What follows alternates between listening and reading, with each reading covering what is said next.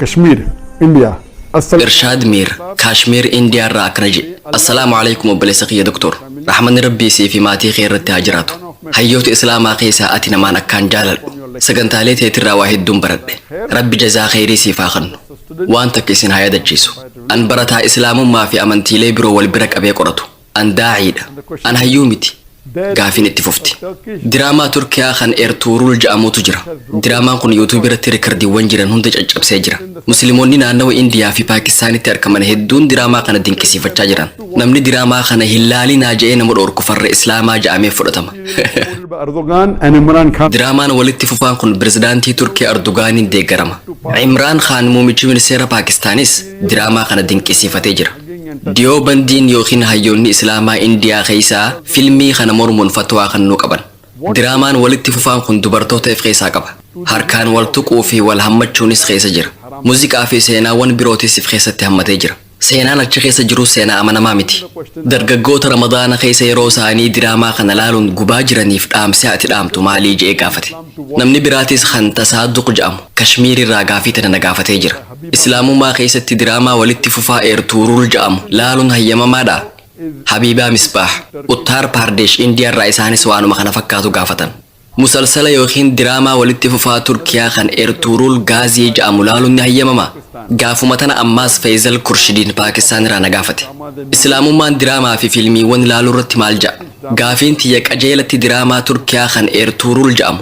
kan ol aantummaa islaamummaan bara waraana masqalaa keessatti goonfate calaqqisu irratti xiyyeeffatee jedha gaafileen kumaantamaan lakkaa'aman hordoftoota kumaantamaan lakkaa'aman irraa nu dhaqqabee jira san keessaa gaafiin 100 waa'ee diraamaa eertuurul kana an deebisaa isiniif hin qabne garuu deebisaa tiyya waa'ee diraamaa eertuurul qofa irratti rarraasina jalqaba irratti waan takka isinitti haa himu an miidiyaarra yeroo dheertuuf hin ture diraamaan filmiin hundinuu 99.9 ta'an ulaagaa halaalummaa kan guutanii miti gariin haraama xiqqoo of keessaa qaban gariin haraama guddaa of keessaa qaban filmiin hundi rakkoo qaba gariin waan haraamaa hedduu qaba gariin waan muraasa qaba gariin badii gurguddoo of keessaa qaba gariin badii xixiqqoo of keessaa qaba diraamaa eertuurul ja'uu wal qabatee waa'ee diraamaa kanaa awwaaniin gadi fageenyaan qoradheen qabu kanaafuu waa'ee eertuurulirraa waa hunda dubbachuu hin danda'u gabaasota garagaraa dubbiseetiin jira artikiloota garagaraatis kan diraamaan eertuurul filmiiwwan walitti fufaa ta'an keessaa akka addunyaatti isa irra gaariidha jedhuun dubbise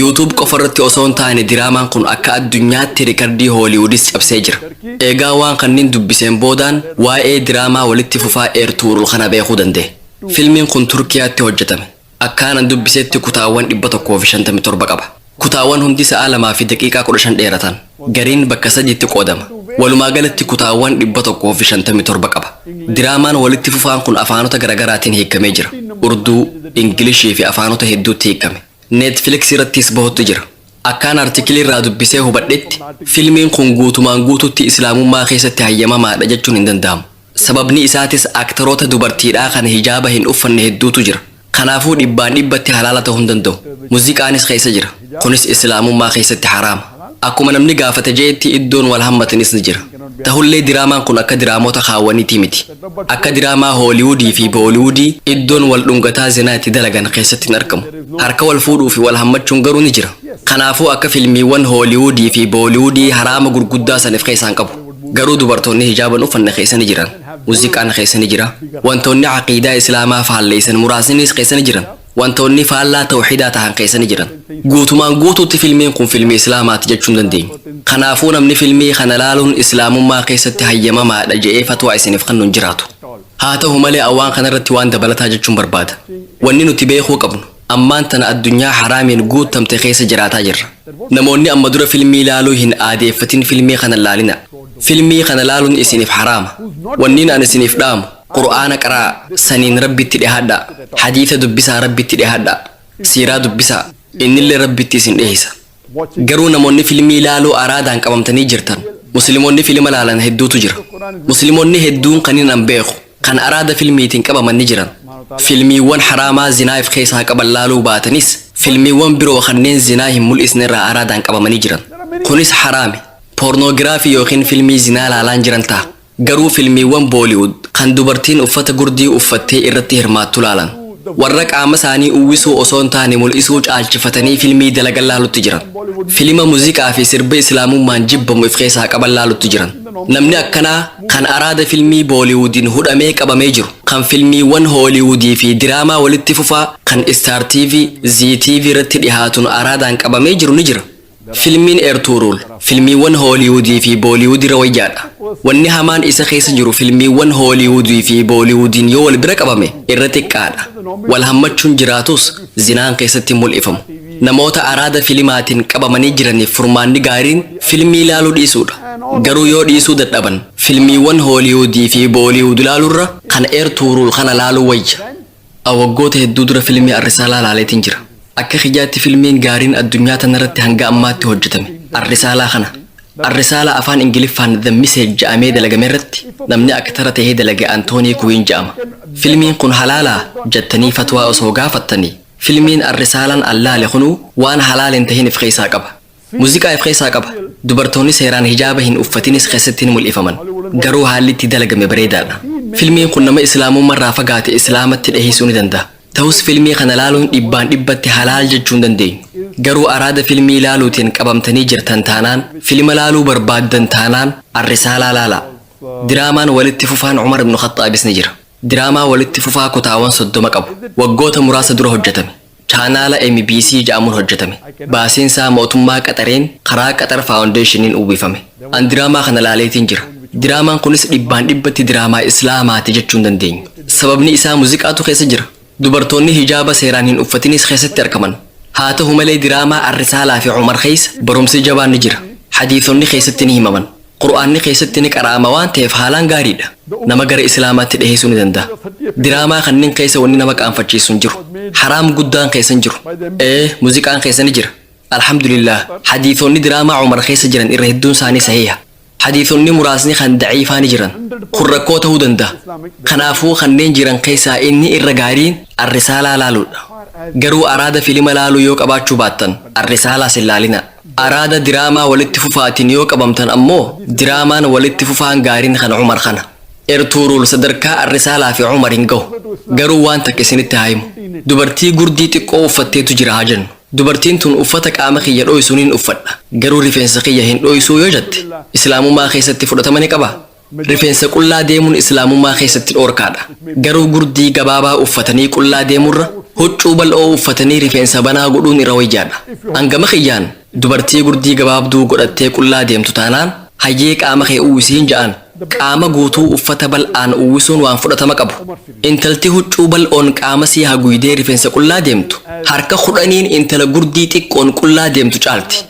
Lakkii gurdii baafachuu barbaaddaa? Eegasuu qaama guutuu hijaabaan uwwisi. Yoo rifeensa qullaa dhiistu taate gurdii hin baafatin hin ja'amu. Hijaaba guutuu uffadhu. Yoo hin taane gurduma teetiin itti fufi jechuun deebisaa doofaati. An hayyee gurdii uffatuu dhiisi. Qamisa qaama kee guutuu dho'isu uffadhuun ja'an. Gurdii qofa uffatanii harmaa fi laphee mul'ifataa karaarra deemurra qamisa bal'aa uffatanii rifeensa qullaa deemu tura wayyaadha. Kanaafuu haaluma wal fakkaatu namoonni araada diraamaa walitti fufaa laaluun qabamanii jiran, namoonni araada filima laaluutiin qabamanii jiran Ertugrul yoo laalan wayya.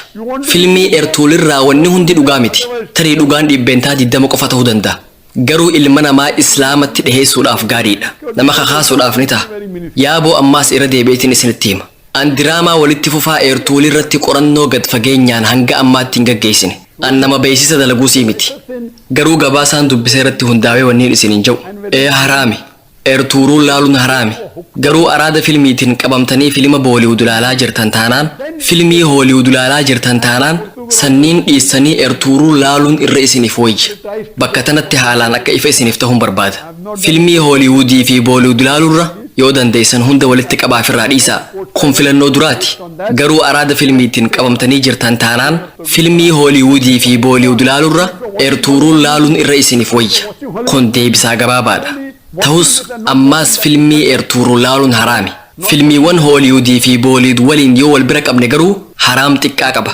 Inshaa Allah filmiin akka Ertugrul islaamatti isin dhiheessuu mala. Isa fayyadamtanii boodarratti guutumaan guututti waan filima ja'amu ifirraa dhiisuu dandeessan. Wantoota haraam kanneen dhiissanii Qur'aana dubbisutti deebi'uu dandeessan. Qur'aana qara'uun waan gaarii fakkeenya biroo hin qabne. Hadiisa dubbisuun waan gaarii fakkaataa hin qabne.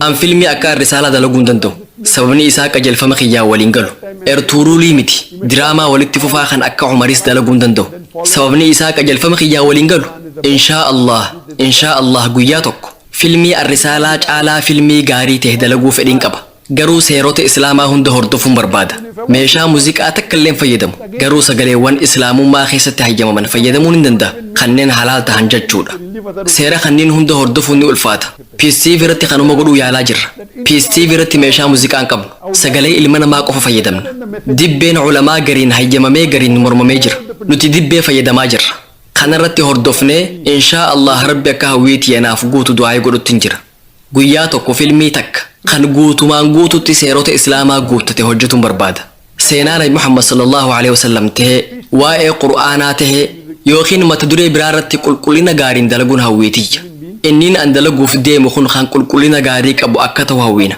kanneen qulqullina gad-aanaa qaban jiraachuu malan an hin beeku gama dhaamsaatiin kan akka arrisaalaa kan qulqullina gaarii qabu hin jiru inshaa Allah du'uu kiyyaan dura filmii tokko kan qulqullina gama dhaamsaatiinis dalagaatiinis qabu akkaan dalaguu danda'u du'aa godhutti jira deebisaasiif kan jeetiin abdadha or maybe on some other Islamic topic and a very high quality. It's my desire so that at least we can say there is one movie of high caliber. There may be movie of low caliber which may be following Islamic principles totally. I don't know of them, maybe, but of high caliber, of high quality, like the movie of Message, I don't know of any.